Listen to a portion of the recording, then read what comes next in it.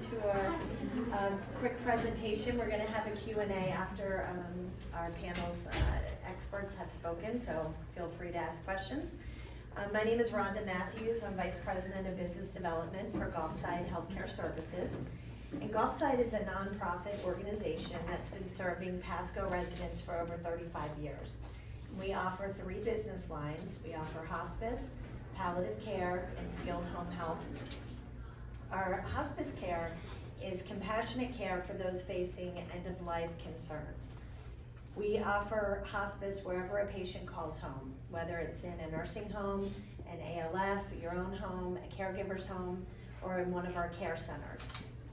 And we provide a team of experts that will come and provide care for not just the patient, but also the family to support your emotional, spiritual, and physical needs for those difficult decisions for families and patients facing life-limiting illness. It is covered by insurance, and because we are a nonprofit, no patient is ever turned away for an inability to pay. Hospice provides 24/7 care support with nurses, physicians, ARNPs, chaplains, social workers, volunteers, certified nursing aides. We serve all ages, all diagnoses. It's not just for cancer. And our mission is to provide the greatest comfort and peace of mind for the end of life. Our team will coordinate your care and will also keep your doctor informed if that is what you wish. So it doesn't mean that you have to lose your primary physician if you want them to continue involved in your care. Now, Gulfside also offers palliative care, which are for patients facing a serious chronic illness and are in need of symptom management. We have board-certified palliative care physicians, nurses, and other specialists that will work with your doctors to provide an additional layer of support. And this care can be in a facility or in one of our palliative care clinics. We also offer skilled home health, such as physical therapy, occupational therapy, speech therapy, and skilled nursing. So perhaps you're in need recovering from an illness or an injury or a surgery. This is all provided in the comfort of your home, so you can focus on getting better and getting back to the things that you love to do. Now, we're the only agency in Pasco County that offers all 3 business lines, and that continuum of care is important because a lot of patients are faced with varying challenges that maybe will come and go. So perhaps you need home health, and then things maybe take a turn and you need palliative care or hospice. And for instance, we have patients that will start on hospice, and then after we provide care, will end up graduating off of hospice and then maybe go to palliative care to manage their pain and symptoms at that point. So let me introduce our panel of experts. And our first speaker today is going to be David Hook. David is a board-certified elder law attorney. He was admitted to the Florida Bar in 2005 and joined the Hook Law Group, founded by his mother and fellow attorney, Joan Nelson Hook. He practices in the area of guardianship, estate planning, probate, and Medicaid planning. David has been certified in the practice of elder law since 2011, serves on the board of directors for Florida Estate Guardianship Association since 2018, and was the past chair of the elder law section of the Florida Bar. Good morning. Good morning. I'm Dave Hook. I'm here to talk to you about Advance Directives. Advance Directives are your chance to determine who is going to assist you or advocate for you if you're ever in need of medical treatment. This is where you get a chance to decide who it's going to be. Because if you don't decide, then someone's going to decide for you. What I want to talk about a little bit is advanced directives using healthcare surrogates and the difference between a healthcare surrogate and a healthcare power of attorney. We'll also touch on a little bit of what a living will is and what a healthcare proxy is. Healthcare proxy is the last resort. We often hear the term healthcare surrogate. A healthcare surrogate is someone who's going to make decisions for you if you're ever unable to make your decisions known. The biggest difference between a healthcare surrogate and a healthcare power of attorney is that a healthcare power of attorney has authority to advocate on your behalf, has the ability to talk to your doctors, to get information, give information, share information, do whatever you need them to do at your direction from the moment you sign it. There's no requirement under a healthcare power of attorney that you be incapacitated. It continues past your incapacity, which is very different from a healthcare surrogate. In a healthcare surrogate, you have to have the finding of not total incapacity, but the inability to make medical decisions. That finding has to be made by a physician, and it has to be entered into your medical records. Until then, the person that you've named does not have the authority to speak for you. Now, I speak to clients, multiple clients, every day, and I hear people say, well, I don't have, I've got my wits about me, I don't need anybody to act on my behalf, I'm okay, I'm good with not having anyone be able to act until I'm found to be incapacitated. I don't like that. I'll tell you, basically, I could talk you out of it, but my main reason is that the person that you name under a healthcare power of attorney does not have the authority to overrule you. No one does.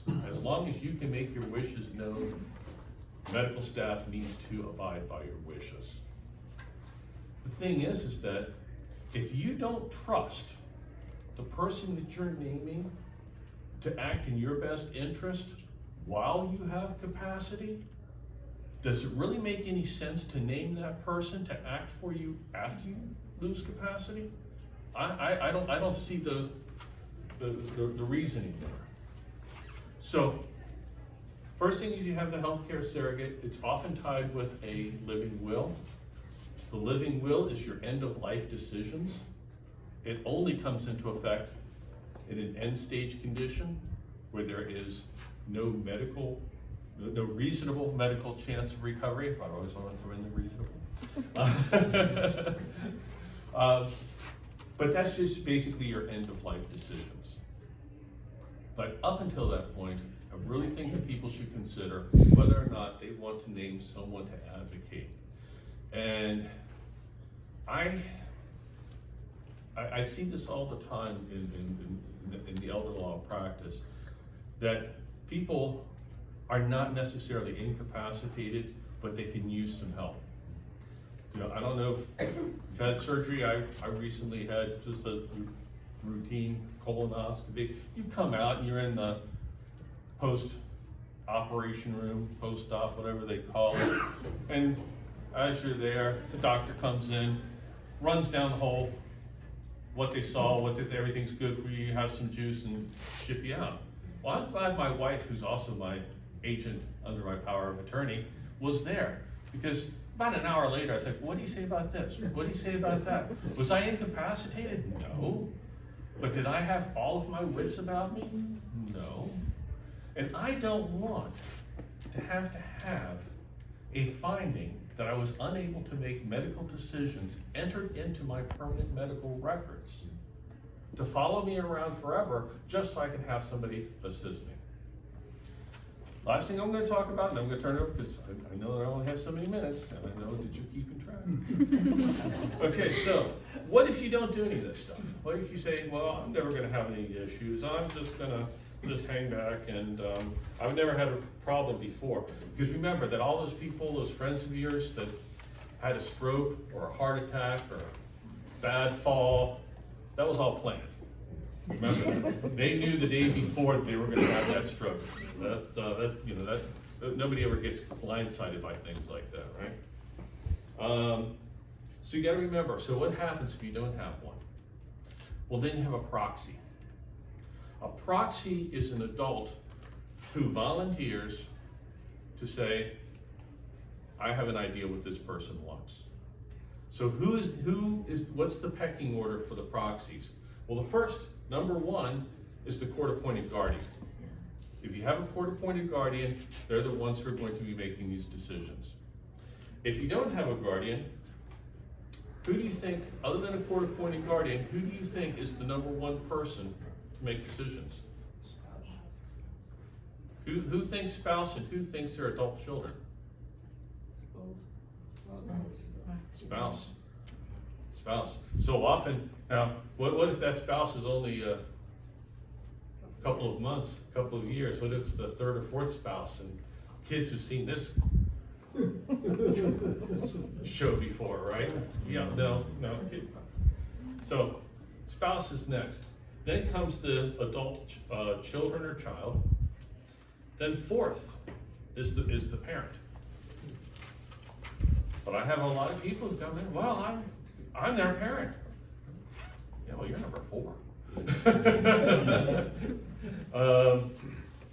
Then you have an adult sibling. Then you have an adult relative who is, oh, I love this one, an adult relative who has demonstrated special care and concern for the patient, maintaining regular contact with the patient, or who is familiar with the patient's activities, health, religious, or moral beliefs. I like to put that as significant other. A lot of people that I work with are not married to the people they are cohabitating with. Your significant other now is number 6. Okay. Below that is number 7, a close friend or patient. Number 8 is somebody from the hospital.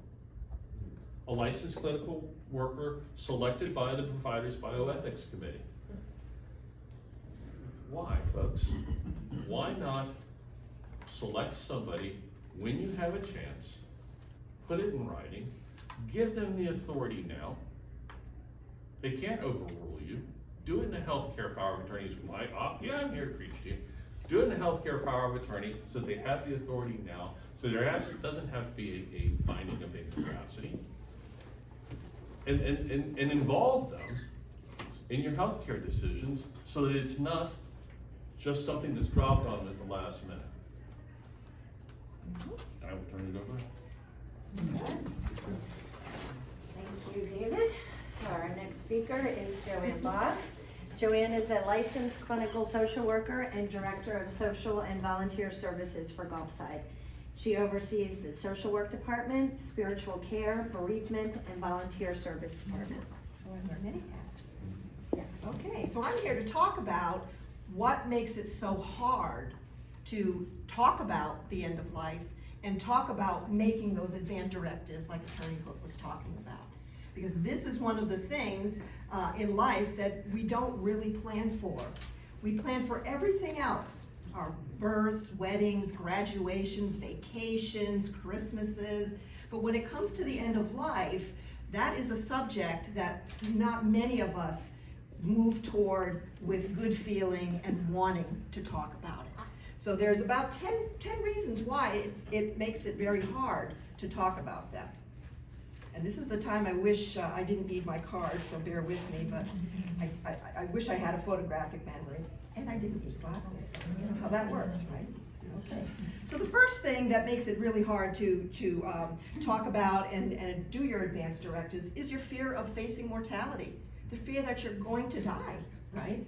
The fact that we're facing the fact that we're going to die can make us really feel insecure, unsure, exposed, anxious, and most people don't like to talk about death or even think about it, right? Especially their own, right? But when we do, it makes us reflect on the life we lived, the choices we've made, and how we've affected others.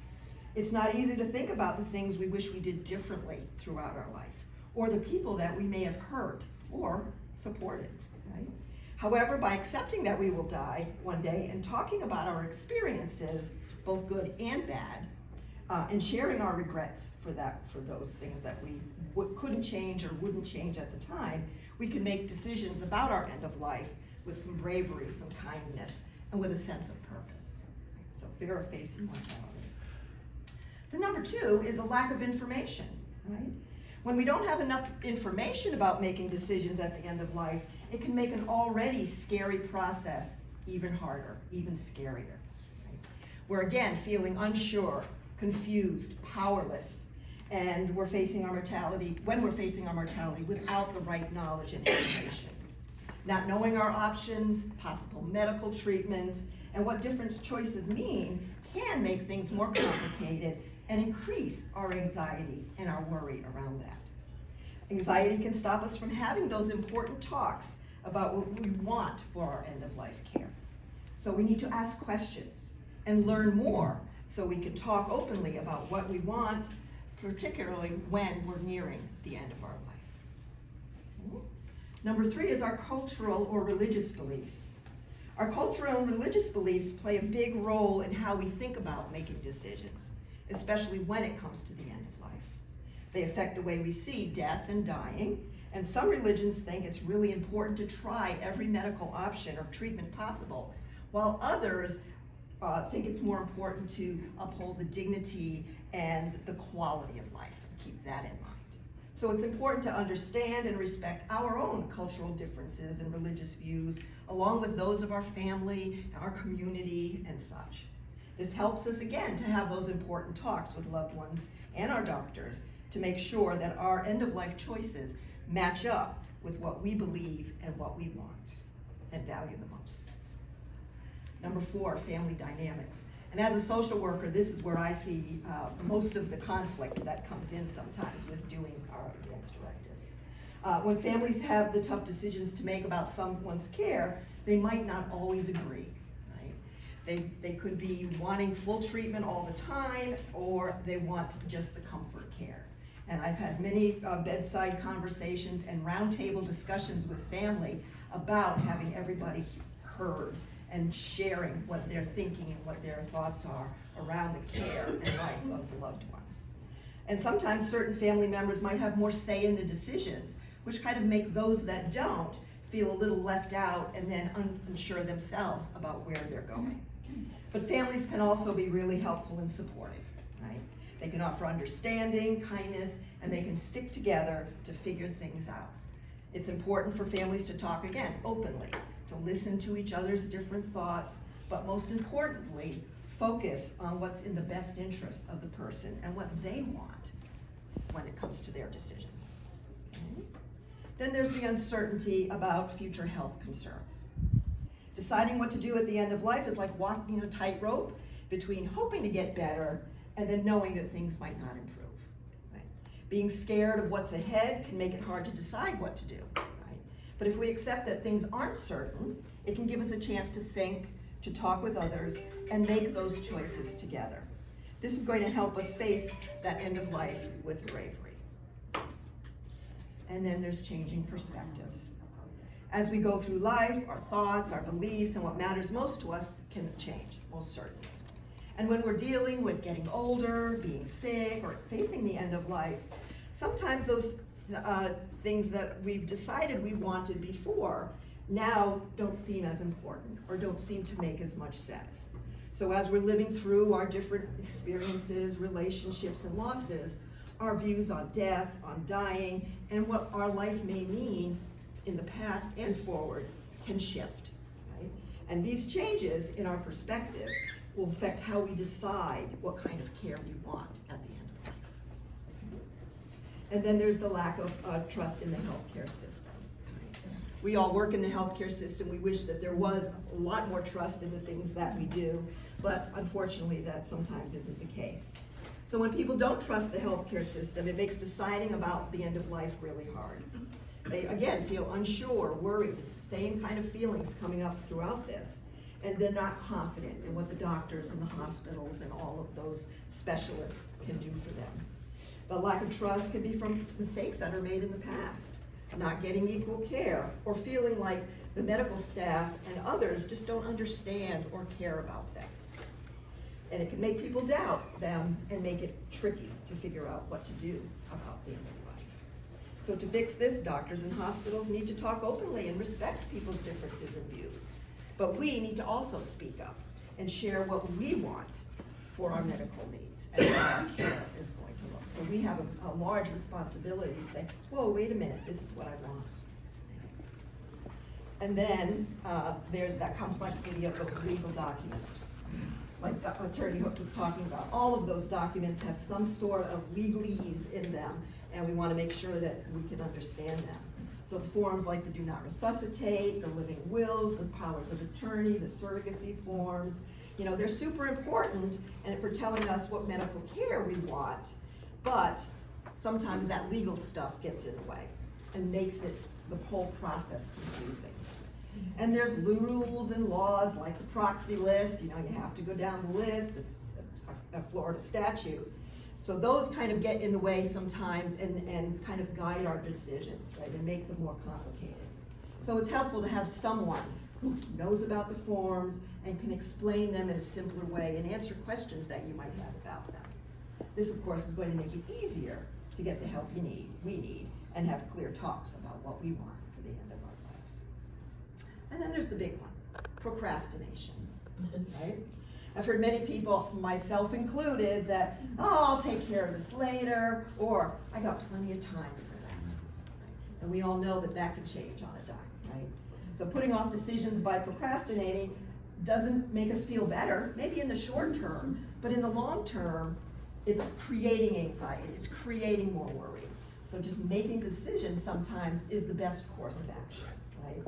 And if we aren't making the decisions before, then when it is time to make those decisions, because we've procrastinated, we may not make the decisions that might be in our best interest, because we're making them in a hurry, in a rush, because a decision has to be made right now. So sometimes that puts us in a quandary as to what are we going to do. So not procrastinating is always a better thing. Doesn't make us not do it though. And then the big one is really the emotional burden on our families, right? None of us like to talk about the end of life, us dying, because it is distressing for all of our family members, right?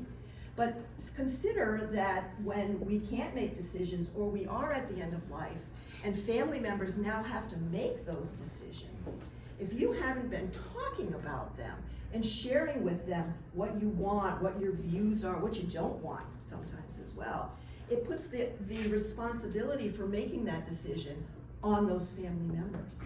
So they may feel uncomfortable talking about your death and dying process, but they're going to surely feel much more uncomfortable trying to figure out decisions when you haven't had the conversation with them. So that makes more of a burden in lots of ways for them to now make those decisions. And I've seen many family members, you know, after a death of their loved one, say, did I do the right thing? And then there's always some question about, should I have done this or should I have done that? So if we can share and have that talk with our family, then that's going to put them more at ease. So getting over that initial discomfort is in the end going to make things so much better for everybody involved, right? So, you know, we find there's a lot of things that are getting in our way, but it really is all about being brave enough to have those discussions. And we at Gulfside have the staff that can help all of our patients and our family members to have those discussions, to get that information, and then to navigate through the forms and then get your wishes down, particularly on paper, so everybody is clear about what you want and what you don't want. Okay. Thank you, Joanne. You're welcome. And our last speaker is Dr. Lisa Barker. She is our Chief Medical Officer for Gulfside Healthcare Services. She oversees the nurse practitioners, the physicians, the ARNPs, as also a member of our executive team helping making organizational decisions. So please welcome Dr. Barker. I'll be brief because I want to make sure we have plenty of time for questions. But one of the most important things, I think you heard from both of the previous speakers, is communication. You need to be very careful about who you're selecting to be your healthcare surrogate or your healthcare power of attorney, and you need to communicate with them about what your wishes are. And as Joanne said, those are difficult discussions. My kids, they know. And give you another piece of information. This varies from state to state. In Florida, if you don't have someone designated as a surrogate or power of attorney and it goes the proxy route, if you get down to the children, in Florida, it's the majority of the children. So if you have an even number of kids and they have different opinions, you've got a problem, okay? You've got a problem. So should have had a third child along the way, I guess. I don't know. That's another story altogether. But make sure you're communicating your wishes, and my children are very well aware of our wishes, although I do have my advance directives in place. Make sure whoever is going to be your healthcare surrogate is aware of what those wishes are. Your mind can change. It can change along the way, and make sure you're communicating those changes. Make sure you're also communicating with your physician. Okay? Now, in our health system, the way things are structured a lot these days, you end up in the hospital for that say, planned heart attack or stroke, right? It may not be your physician who knows you best that is following you there. It may be a hospitalist team, okay? So make sure that, again, your person who's going to be making decisions for you in that circumstance knows what your wishes are and is able to communicate that effectively. So this document that I'm holding is something that I think is very helpful for lay people to use to start these discussions with your family. And this is called the 5 Wishes document. We have a few of them out at the table. It's also available online, okay? This has the 5 basic wishes are for you to designate the person you want to make decisions for you when you can't, okay? The kind of medical treatments you want or don't want, how comfortable you want to be, how you want people to treat you, and what you want your loved ones to know. This is a legally binding document, but you don't have to have a lawyer to complete it. Okay? It has to be witnessed. There, on the next to last page, it has information about who you need 2 non-relative witnesses to enact this, and it has information on here. You have to be over the age of 18 in every state except Alabama, where you have to be 19. I don't know how, but anyway, this is a very good document. Some of you may, I'm not from Florida. A lot of you may be from other states, where you may have heard of the POLST or MOLST forms. It's physician orders for life-sustaining treatment or medical orders for life-sustaining treatment. It's a very similar document in that it goes through whether you would want artificial feeding, whether you would want CPR, different things like that, if you want palliative sedation and end of life, things like that. So these are very important, very useful tool. And like I said, they're available online. We do have some outside. Usually it's not as simple as this. Usually there are other things that you need to consider with your wills and your estate planning and all those things. But this is a good first step. And it's in layperson's terms. It's not in medical jargon, and it's not a lot of legalese either. So you can use this as a good talking tool to use with the people that you're going to be designating. Okay. So that was what I had to say, and we were going to open it up now for questions for any of the panel. Mm-hmm. Yes, ma'am. Does that have to be registered at the county courthouse or anything? No, it does not, correct? No. The thing is, you keep a